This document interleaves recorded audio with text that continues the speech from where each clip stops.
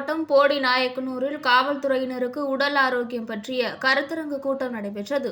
இயற்கை ஆர்வலரான தன்ராஜ், உணவே மருந்து, மருந்தே உணவு என்ற முறையில் நோய்க்கான மருந்து ஒன்றே உயரிய மருந்து என்றும், காவல்துறை பணியும் காவலர்களுக்கு மனித உடலில் உள்ள கழிவுகளை எவ்வாறு வெளியேற்றுவது, சளி பிரச்சினைகள், உடல் சார்ந்த உபாதைகள், உணவு முறையில் சிறிய மாற்றம் இவைகளை கடைபிடித்தால் ஆரோக்கியமாக வாழ்வது எப்படி என்பதை விளக்கினார்.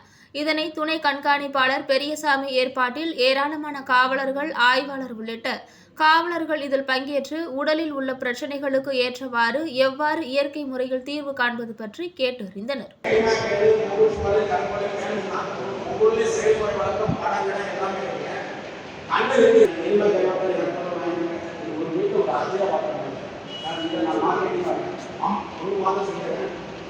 அம்மா அப்பா சூழலுக்கு 1987 இதுவரையிலும் கப்பல் கிடையாது.